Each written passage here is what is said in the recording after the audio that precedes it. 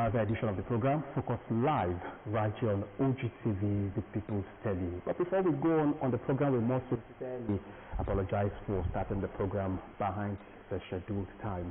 Of course, you know it's not in our culture. It just happened that way today. But of course, we would ensure that you enjoy every bit of the rest of the minutes that we have with you on the program. I'm Dominic Agbeha saying welcome. Don't forget that Focus is a no-holds-barred discussion program where we take a look at different issues in the society with the aim of providing solutions to them, really, if there are problems. Today is not going to be an exception. We are looking at yet another challenge, really, in the society. And not just one, but we are looking at societal ills, really, and what efforts, really, we can really play or make to really curb them and tackle them headlong. And don't forget that, yes, every society will have its own ills, but efforts must be put in place to really curb or to tackle or to reduce or to exterminate these ills so that it will not actually consume its youth. And if these ills should consume the youth, you know the implication. It means that the future of that society is actually in danger. We don't want that for our society. We don't want that for Nigeria. That's why we are going to be talking about the different ills and how we can tackle them. So we are looking at collective action in tackling societal ills in Nigeria. And I've been joined by three discussants. Yes, those who actually at one point, in their various stations, they deal and handle with, youths, really. And then they have actually come face to face with some of these ills. Like that, and how they are experienced really as to how these ills can be tackled.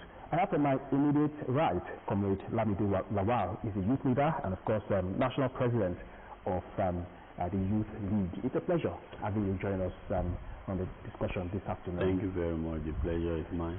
It's also to add that Comrade Lamido Lawal is, of course, a senior special advisor to the Ogun State government, really. So it's a pleasure having you. So you'll be able to talk to us as a youth leader, and of course, from the angle of government, really, to a large extent. Also joining the conversation is a peace advocate, the Public Relations Officer, Peace Initiative Committee, Mr. Damilare Akabo. Am I right? Did I pronounce that name very well? Okay, thank you so much for joining the conversation too. And to complete the team is a public affairs analyst, Damola Adejumo. Thank you so much, Damola, for coming on the program. Okay, so let's begin from the beginning, really, by taking a look at these ills, really, that are staring us in our faces in the society, and which we think, as a matter of urgency, we must tackle these ills as soon as possible. Let me start from you, Damola. So what are some of these ills, and why should they pass, for ills, really? Well, thank you, host, once again. I'll be talking on behalf of the general public, as you said. Let's talk about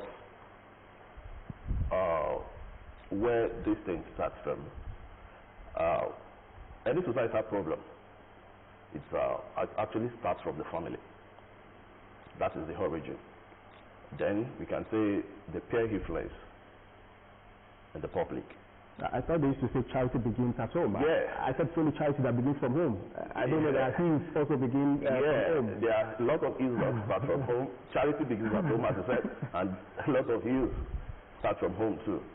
So, like I said, most societal problems start from home. And our parents need to work hard. Most parents that are bringing up kids now, they have to work hard to make sure they train their child the way it's supposed to be. Most parents are not really concentrating right from the onset on how to train their child. They only focus on education. They have to meet their child emotionally to talk to them.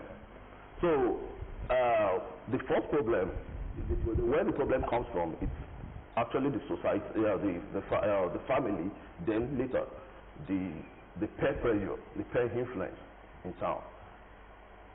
So that is where it starts from. Now, if these ills would actually start from the home, as he has said, what do you think? Would you say that we have most of these ills?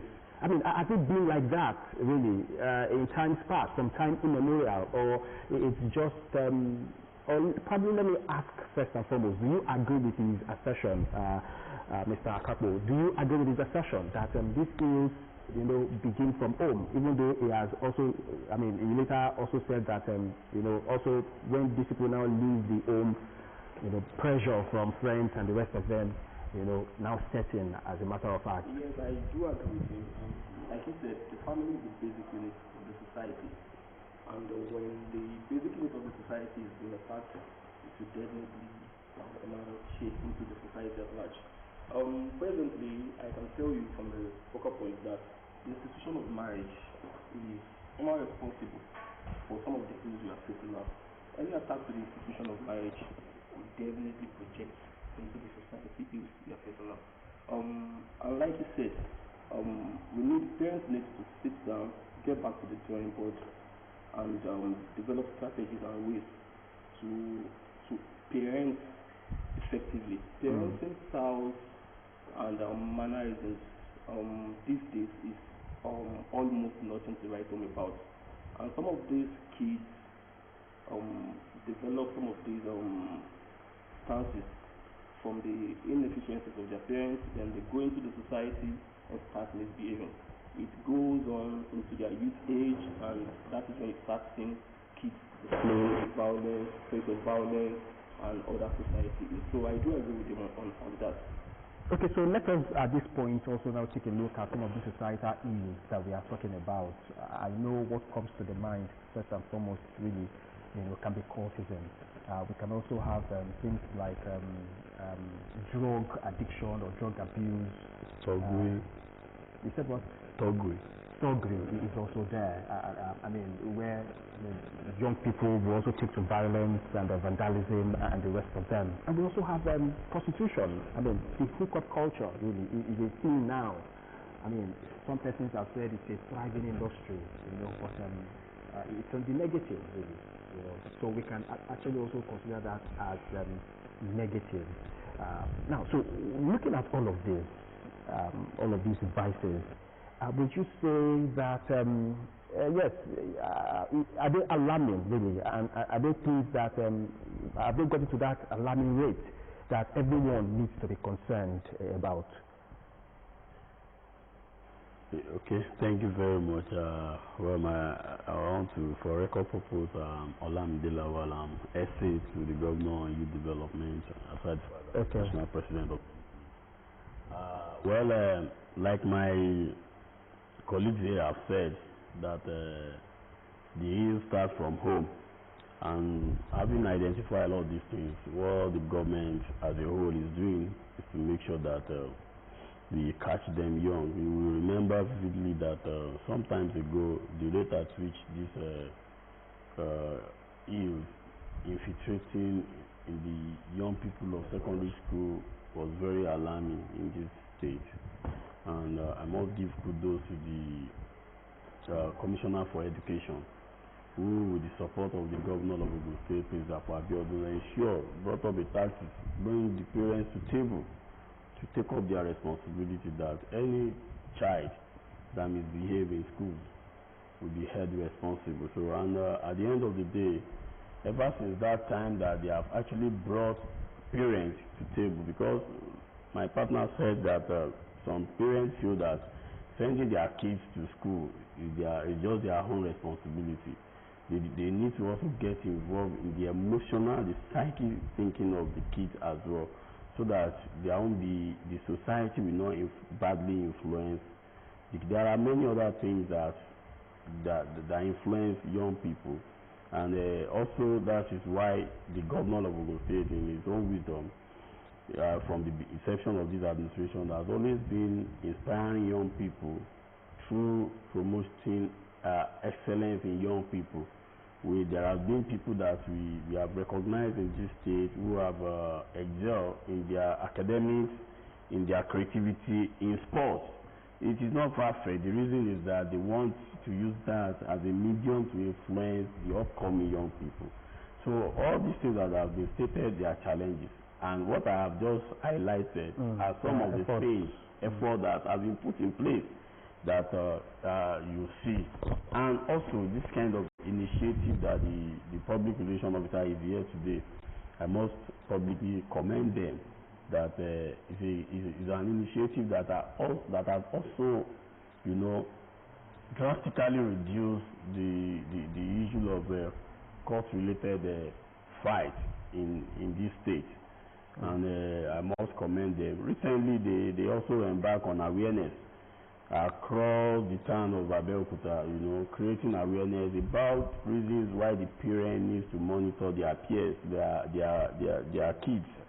So for that reason, the government is also not relenting in ensuring that we keep engaging young people, we keep opening their minds to what is good in the society and the reasons why they must work towards having a brighter future. No matter what the government does, the future, the youth are the ones that can bring the glory of the state to the global stage. So we must always keep engaging them to ensure that this team and invest in them. So we are not relenting. Engagement is very, very key in terms of youth development. And this is what, and I must also commend the media houses too for giving us this platform to talk to our peers as well, and the ones, some that are looking up to us. It is through this mentoring that some of them have a change of heart.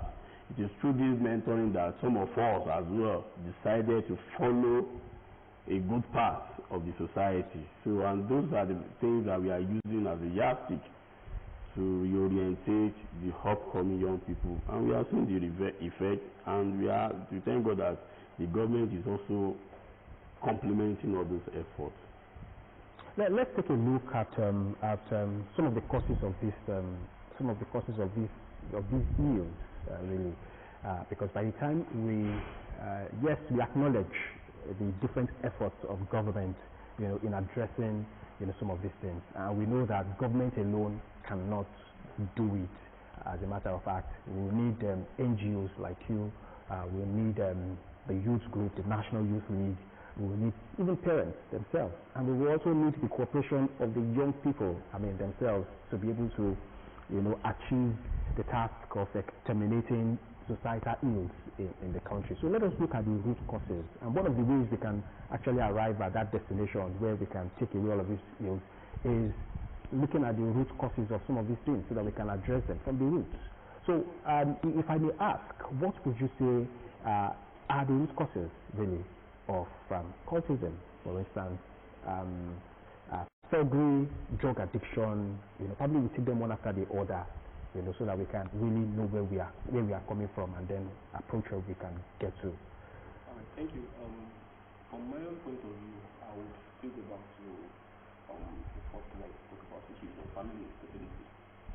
Family instability is the first cause of any society ills, like experiences. Then, sense of self, lack of self-esteem. Many kids are raised with an unbalanced sense of self-esteem, and by the time they start building up with their colleagues, they kind of find solace in the perceived self or sense of self-esteem out there. You understand? A child that is timid at home, that cannot communicate effectively, that sees the father figure or the mother figure as a devil, as someone not to be open with.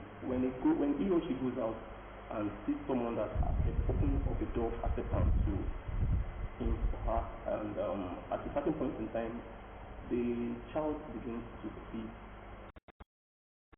the figure out as a living authority, and definitely he or she is going to succumb to whatever good or evil, the person out there is projecting. So that's the ideology is or tends to embrace. Then another thing is economic instability. This is a sad one because so as it is, many parents are no longer capable of raising kids economically. The economic power is not strong enough to raise So what then happens? They tend to leave the kids to fend for themselves at an early age. So far, we start seeing issues of kids going out there, fending for themselves, both males and females. In the female gender, we see kids not even up to 18, delving into prostitution, hook-up, as the catchy phrase is this. Then we see kids going into cybercrime. Then we see male kids joining fraternity and sorority, because they think by doing such it gives them an economic it gives them a platform to better opportunities. That's the lie they tell them. Anyway, they're in the issue of self-esteem. So I want to talk on family instability, low self-esteem, and economic incapability. Now, talking about family instability, that's largely a big one, really, particularly at these times when, quite a number of, families really are going through a lot economically. But we'll come to that. But let's quickly take this break. When we come back, the conversation is going to continue. Do not go anywhere. The program is still Focus Live right here on OGTV.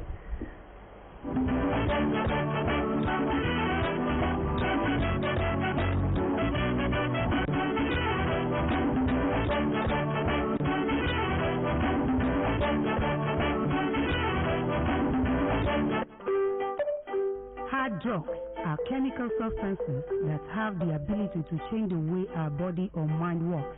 Taking hard drugs has negative effects on our body system. It also leads to heart diseases, liver problems, and sometimes mental disorders. Hard drugs can kill your dreams. You are better off without it. Say no to hard drugs. Cybercrime is a way of using telecommunications network to defraud innocent people. Avoid any form of cybercrime. If caught, you will face the law. Say no to fraud and fraudulent cyber interference in people's lives. Report any form of cybercrime to the appropriate authority. Cybercrime is against the law. Avoid it. Self-medication is taking medication without doctor's prescription. It can lead to harmful interactions with other medications, mental health problems, and life-threatening medical conditions. If you are feeling sick, see a doctor. Self-medication can be tempting. It can be injurious to health. Always seek medical professionals' help and avoid self-medication. Health is wealth.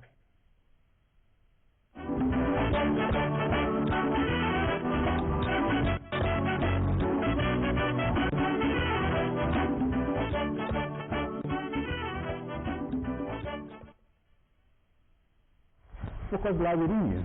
Glad to have you join us again. Yes, before we went on that break, we were talking about the different causes and root causes really of some of these societal ills that we have actually been highlighting. Let's also, talk about some of the things that your organization or your committee, the Peace Initiative Committee, has actually been doing. When the essay to the governor on youth development was talking earlier on, he reeled out the different activities of government, particularly the state government, in empowering the youth so that they can turn out to be responsible individuals in the society, as a matter of fact. Then we also went there to say that it's not just the government that has that responsibility. Everyone must actually come to the table to also play their own part. That's when this result can be effective. So can you tell us some of the things that you on your own part have been able to do in helping achieve this goal? All right, thank you, my host. Once again, my name is Damilaya Kapo. I'm the PRO of the Peace Initiative Committee. The Peace Initiative Committee was officially floated on the 23rd of January 2024. And this came about because at that particular point in time, there were a whole lot of violence and society ills in Abeokuta and Ogun Center. And we came together as concerned youth. We thought about it. This thing is not just the responsibility of the government alone. We can't be leaving everything to the position of the government. We are all involved in this. So we came together as concerned youth from different walks of life, different socio-economic groups, different socio-cultural groups, and we came together with devised means to curb this violence. And how did we do this? We started from going from localities, from one locality to the other. We proceeded to institutions in Abeokuta and environ. We've been to the Federal University of Agriculture, Abeokuta. We've been to the Federal College of Education, Oshiele. We've been to Moshood Abiola Polytechnic, Itori. We've been to an institution at ICT. We've been to another institution at WASIMI, Owutek. So we started visiting institutions too. We started preaching the gospel of peace and what peace stands for. We also took the initiative to step in as a conflict resolution agency. We initially went, at first we visited the CSO to the government, to the governor, to the honorable governor and the CSO, and he advised us to visit the Department of State Security, that it is a legal thing and we need to go the directive. From there we went to the Commissioner of Police. We registered our presence with him, and the Commissioner of Police of the State Command advised us to make it a registered organization, which we did. And at every point in time, we are always reporting back to the Commissioner of Police on things we've done, our sensitization program, our awareness program. On the 12th of February, we had a peace walk in Abeokuta, and we preached against court-related violence, killings, and all. It was a massive one. On the 13th of February, we had an outing. We visited the correctional service at Ibarra. We visited inmates. We preached to them about the necessity for peace, because many of them have been in there for a long while, so they don't know what is obtainable out here again, and we don't want them to come out and start perpetrating crimes and doing all sorts of illegality. We want to tell them Ogun State is now a safe and serene environment. We don't want them to come out and start doing some of those things again. We went there, we provided food aids and all that. We are not just preaching, we are empowering. Empowerment is not just the responsibility of the government alone. What the media team here is doing now is a form of empowerment. By broadcasting the need for peace and a conflict-free society, you are getting involved in it. So the Peace Initiative Committee has delved into empowerment, into sensitization, awareness, and all form of eradication of violence, especially when it relates to court-related violence and all that. We've been doing that, and by the special grace of God, we are still looking forward to doing more of it. What that's about that? I mean, okay, we just saw clips from some of the works and the places that they touched, in their advocacy for peace. And no doubt about that. In recent times, particularly under this administration of Senator Abiodun, we have enjoyed peace, really, as far as court activities are concerned. That has actually been a thing of the past in the state, really. And your efforts, really, complementing what the government has done, is a welcome development. Don't also forget, if you are watching us, you can be part of the conversation. The number for you to call will be on the screen. Feel free to call us, and let's also have your thoughts. Okay, so let us take a look at, we are still looking at how we can actually, overcome all of these societal ills. So let's talk about family instability that you talked about earlier on. We understand that some people, yes, they rush into marriage, they want to get married, they want to be like their parents who actually got married and give birth to them. So they want to do that, but as time goes on, their expectations are not met, and then that is when you begin to see the family falling apart.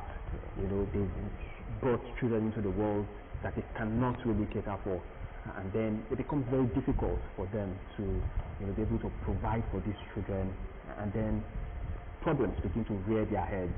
In that situation, what would you think that such families really can do, particularly those of them who are actually undergoing instability? We also know that instability may necessarily not be economic related. Sometimes it could be differences. It could be misunderstanding, that irreconcilable misunderstanding, really, and then the children begin to suffer. They begin to take solace from outsiders, then they begin to join bad gangs and groups and the rest of them. So what would you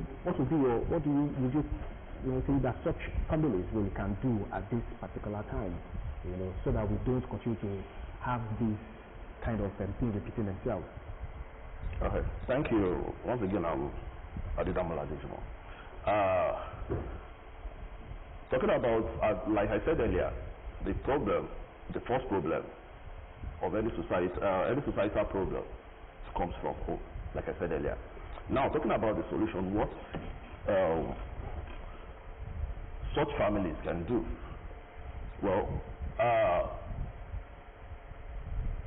training of their child is very important. Training of the child is very, very important. They have to train their child, no matter what is involved. Maybe it's a broken home or the economic effect, but they have to they have to focus on the training of the child, no matter what. And they have to come together as a family. The husband and wife. No matter how they rushed into marriage or anything that could have happened, there's no excuse for you not to train your child, to raise your child in the proper way. The fact that talking about peace is not only one person's business, it is everybody's business. And that is the only way the family can contribute to peace in the society. If we have to talk to few people that are involved in causes, involved in all these hard drugs, we will understand that all these problems most of these problems start from the home. And some parents are not even facing all this economic hardship we're talking about. They are just being nonchalant about raising their child. Should we be proposing a law really that will see to the punishment of parents who are found culpable of not taking up their responsibility the way they should have done? I mean, we know that there are some children, we know that the parents will do the very best, but on their own, probably through pressure from friends, they slip into some of these societal ills. But there are some that are completely the problems of the fault is from the parents who have abandoned their responsibility, thus making these children to go into ills like this. Should we be looking at a law that will see to punishing parents who are found to have abandoned their responsibility, which is now letting all these children to fall into these ills? Because if we do not do that, we will continue to have parents who will continue to live irresponsibly, and then we continue to have children who would go into all of these ills. Thank you, my host. Actually, as at today in Ogun State, there is a ministry that is responsible for that. We have the Ministry of Women Affairs, and so far so good, and social work, they've been doing so fine. I'm saying this because by training and by certification, I'm a developmental psychologist. I've worked with kids in different capacities. I've worked in the children home before, and I've at one point or the other liaised with the Ministry of Women Affairs. And I must commend them, they are doing a good work. But I must say Nigeria is not an easy state to govern because of the population outburst.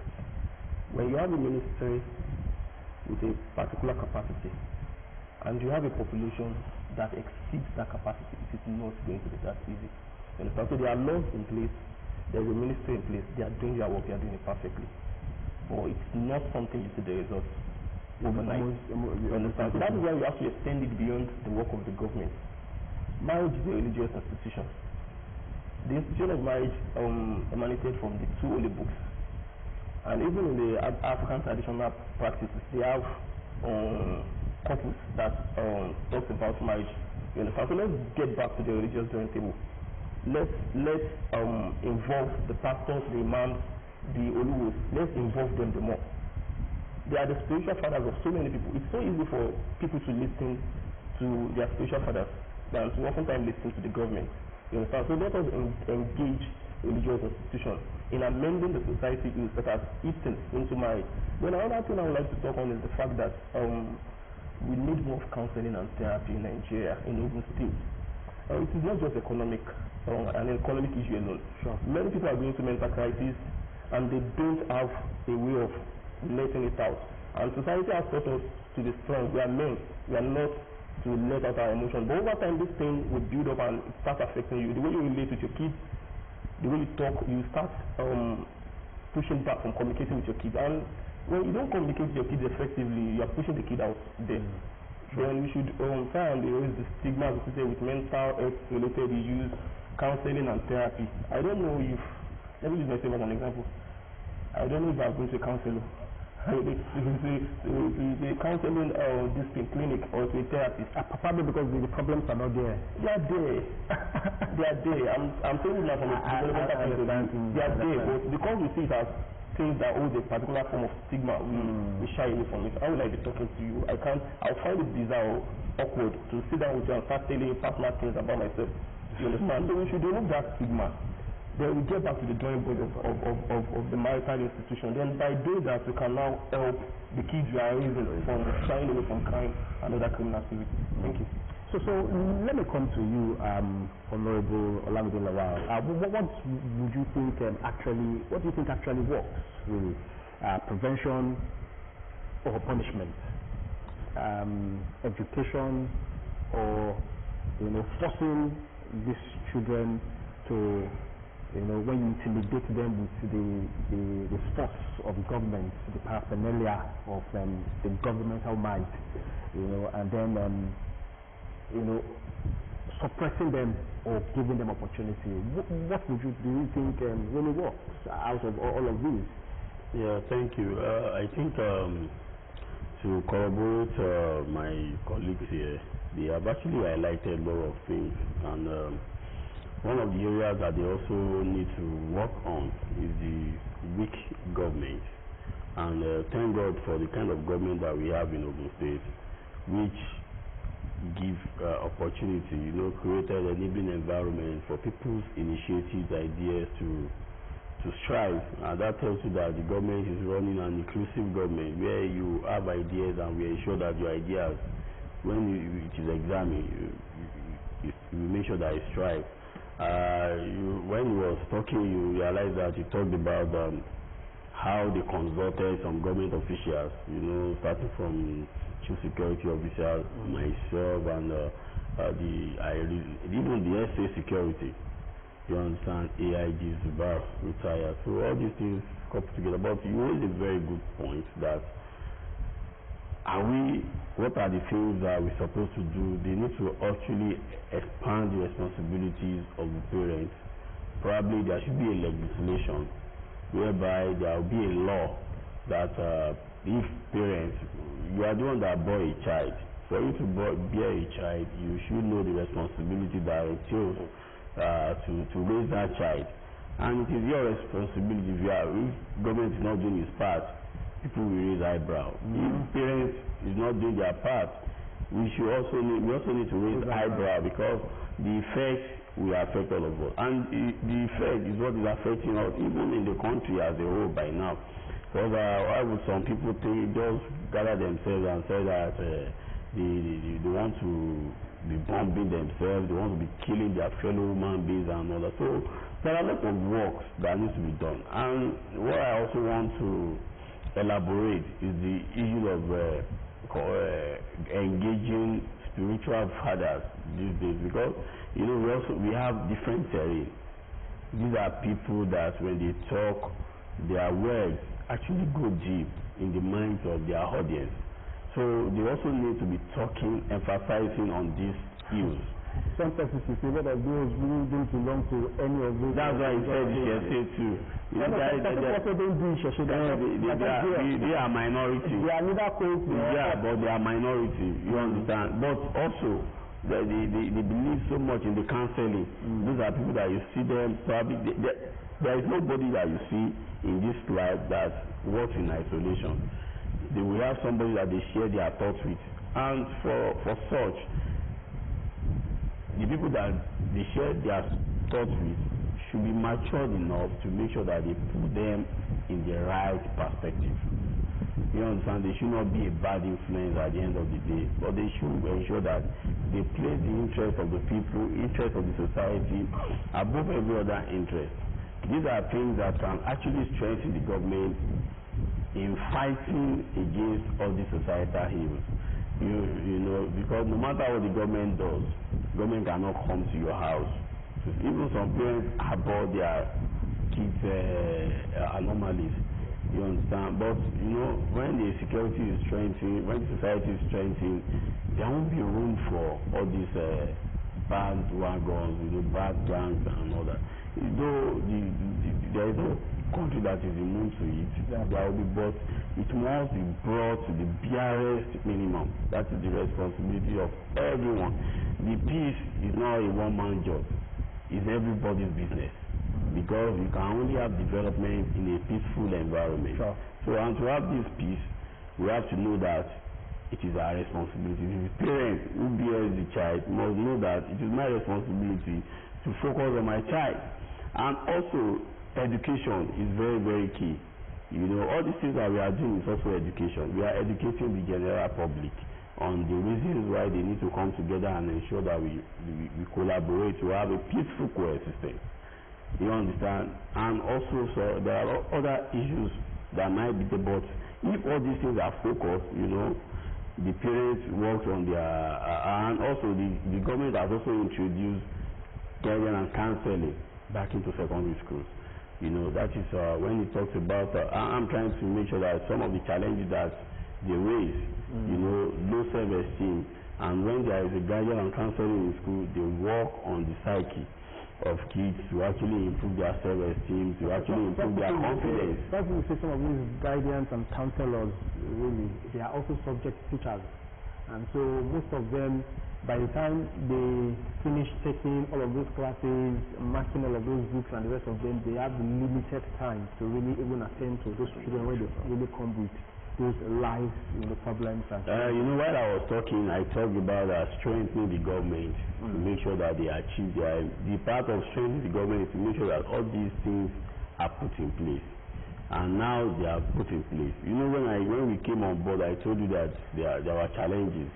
And those challenges was, you know, staring everyone's faces. You know, among the secondary school, you see them, you know, raising cutlass, doing this and that. So, but notwithstanding now, you know, because of the moves that we have made to strengthen the government, all those things have been subdued. And now, as part of the lasting solution, is now that guidance and counseling are now separately employed in our various schools. You understand, to make sure that the schools are, and also, whenever there are issues, he commended the Ministry of Women and Social Development.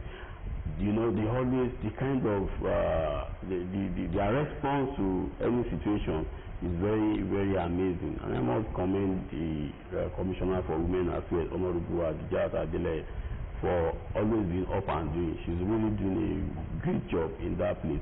Those are things that, because the women are the major focus. While men work on economic stability, the women work more on the moral stability of the home.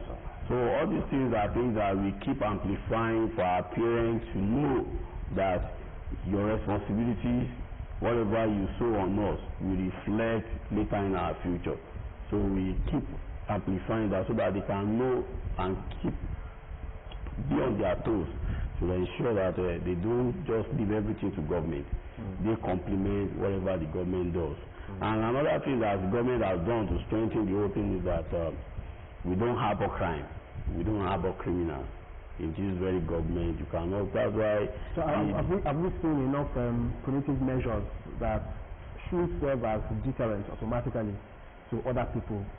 I mean, yeah, that is the reason why I said that the government doesn't harbor criminalities. You cannot. That's why there is no form of any thuggery. You know, previously we've had a government in the past that they terrorize the people that they govern. And this where the Pabiodun has displayed some high level of Omoluabi in discharge of his duties. And you know, when you look at it from the edge, the followers, the people that he appointed, we know he served as is an exemplary leader. He served as an example for them to follow. He set a path. So for that way, you know that if you do any gangsterism, the governor will not support. So that is the reason, and you know that's why I must commend the governor of Bakwabe for strengthening the governance in tackling all these societal issues. Because if we had abroad all this some kind of gangsterism, some thuggery and all that, you will have seen the effect across board. Even on this, in the last 6 years, there has not even been any issue of fracas in all these motor parks. So those are things that you know that this government is actually doing its own bit to ensure that we have a very peaceful coexistence in the state. So we can only do our part, but the people must complement the effort of the government by ensuring that their wards are well monitored, are well raised. Now, talking about the people, I mean, earlier on while you were talking, you talked about a group of people, the religious leaders. I mean, which you said they are very, very important in the scheme of things. You know, so I would like to ask, really, have you been able to extend hands of collaboration, you know, with these religious leaders, or are there any, you know, extended hands of collaboration with you to, you know, be able to tackle some of these things? I mean, because we all agree that they have humongous, you know, role to play in this. Thank you so much for that question. Actually, we've done that, and we've done that in a little capacity. I will cite an example. The last this thing we had 1 year anniversary. We did our 1 year anniversary on the 14th of February. We invited some clerics that we've been working with over time.